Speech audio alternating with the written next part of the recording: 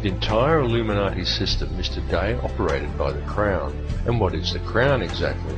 Well, contrary to popular belief, the Crown does not refer to the royal family or to the British monarchy, but to the inner city of London, which in actual fact is a privately owned corporation that functions as a completely separate sovereign state outside the jurisdiction of England, the same as its two sister city-states of Vatican and Washington's District of Columbia, all of which combine to form the empire of the three cities. Most people are completely unaware that when they swear allegiance to the Crown, they are actually swearing allegiance to this private corporate empire owned by the 13 Illuminati families. These are the very same private individuals who also indirectly own and operate the World Bank. And what does the World Bank do exactly? Well, apart from other things like control global oil prices, it lends money to whole countries by supplying each country's Federal Reserve Bank, and then it collects interest on these loans, which is paid by taxing the labour of the peoples of each country.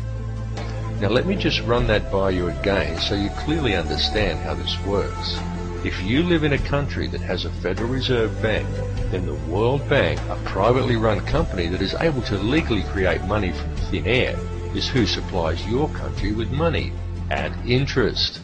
And you, as the individual, is required to pay a tax on your labour to pay off the interest on the government's loan from this private bank. Many people are duped into believing that their taxes pay for infrastructure, and without taxes there would be no roads and no schools and the country would fall apart. But this is completely untrue. The government has the legal right to coin its own money and control its value, but it does not. It borrows money from a private bank and uses this bank loan to pay for infrastructure, and then you are taxed in order to pay off the interest on the loan. Interest which, from a business perspective, is pure profit for the international banksters. However you choose to look at things, one thing must be clearly understood, and that is that each person in the Western world who has a job is forced every year to give away approximately 3 months' worth of wages in taxes, and that tax money goes directly into the pockets of the private individuals who own and run the World Bank. It's one big privately run scam. And if you ever allow yourself to be microchipped and cash money is abolished altogether, which is their plan, then all bills and all taxes will automatically be removed from your account when they are due, whether you actually owe the money or not. And if you complain about the system, well then they can simply turn off your chip. Since all commerce will centre around the chip, you will not be able to buy food or pay rent or do anything at all, and there will be absolutely nothing whatsoever that you can do about it. And that is their goal, to limit the size of the population on Earth and to microchip those that are left. And then it's game, set and match, and total control of the world and everyone in it will be in the hands of an international cartel of criminal banksters. This whole scam is being planned and carried out very methodically. It is these people and their minions and puppets who attend such gatherings as Bilderberg meetings and the Bohemian Grove Summer Festival, and who still adhere closely to the schools of ancient mystery, which many such as the late Bill Cooper have referred to as the ancient mystery religion. However, it is more a mechanism of control designed to reach an ultimate goal than a religion. Though steeped in ritual and what many would term black magic, it is simply a system.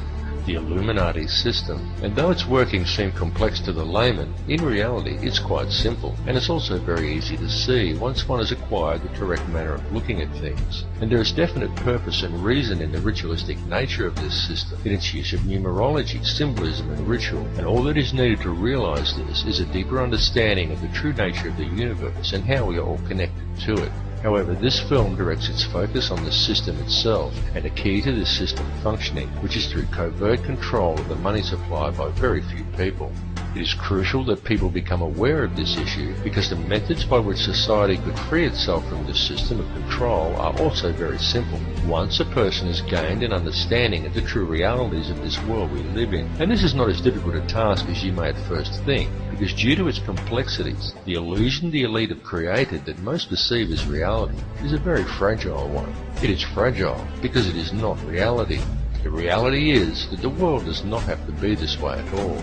It does not have to be heading in the direction that it is heading. People do not have to live in a never-ending sea of self-generating debt. Wars do not have to be fought, and children do not have to starve.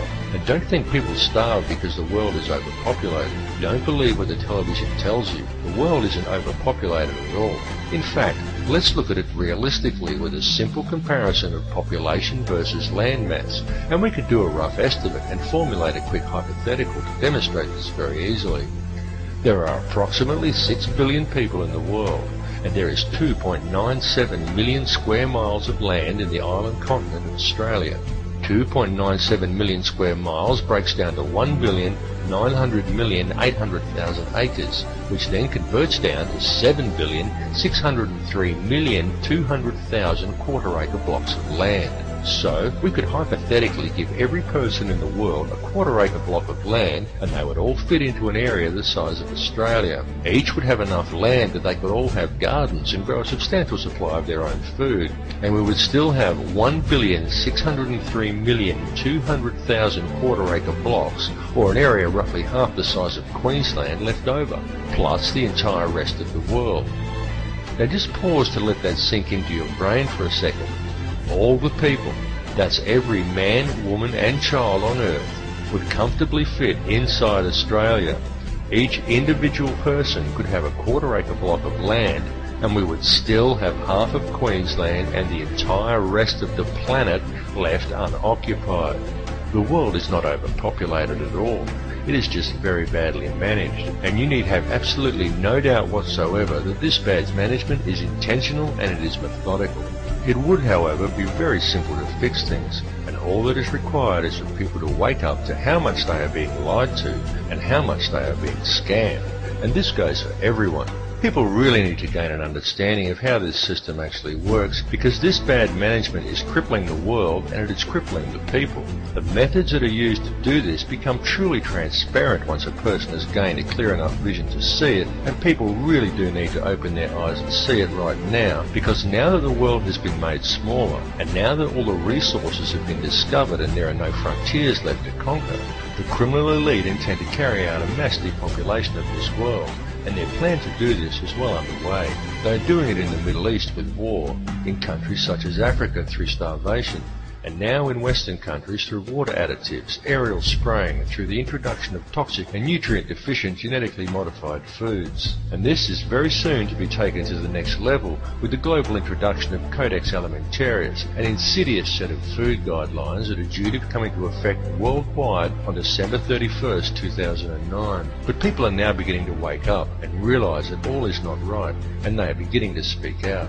The police need to understand this situation and take action to address these matters as well, and this is very important, and there is no reason why the police should act against the people who are waking up and speaking out against this corrupt system. For the police are also being scammed, just as badly and in some ways even worse than everybody else.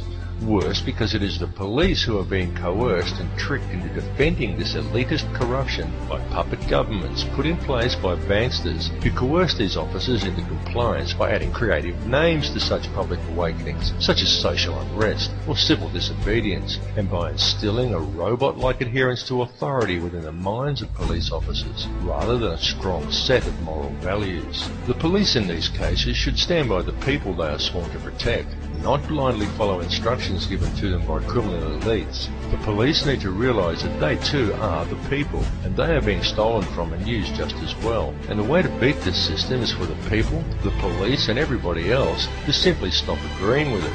And also the politicians who bow to these corrupt money cartels and enact these ridiculous pieces of legislation. These politicians need to seriously think about what they are doing. They need to realise that these money cartels don't care about them or their families. These politicians have children and grandchildren who are also going to have to live in this world that is being created. And don't kid yourself that there's a politician in a position of power somewhere who isn't a puppet. All are puppets of the money cartels without exception. These people may well have been voted into power, but the voting process is simply theatre for the masses to promote the illusion of people's choice. The people may vote for one particular candidate over another, but they do not get to actually decide who these candidates will be to begin with. The people of the world need to realise their own potential and wake up from the dream that they are living in. Forget what you were told and trained to do by the TV, because it's a lie. TV is there to train people what to think and how to act. End of the list. It is nothing more than a tool of propaganda that has successfully brainwashed 95% of the Western world by feeding people manufactured news, disinformation, and giving people an utterly false perception of the world and of their relationship to each other. Turn your TV off and leave it off. After even a month of no TV, you'll be surprised at how much better and how much healthier you feel. It needs to be clearly understood by people everywhere that the elite only have the power over the people that the people themselves grant to them. So stop giving it to them. Stop doing what the TV tells you and stop complying with the system. Understand that there truly is no division among the people of the world. No matter who they are or where they are from, we are all people and we are all one. It is through the constantly promoted illusion of division that the system is able to function. But in order for it to do so, it needs public compliance. Stop complying and you will shut the system down. You will shut it down completely, because if people stop complying, it will simply implode. It will collapse like a house of cards, and all it would take for this to occur is global awareness of how it really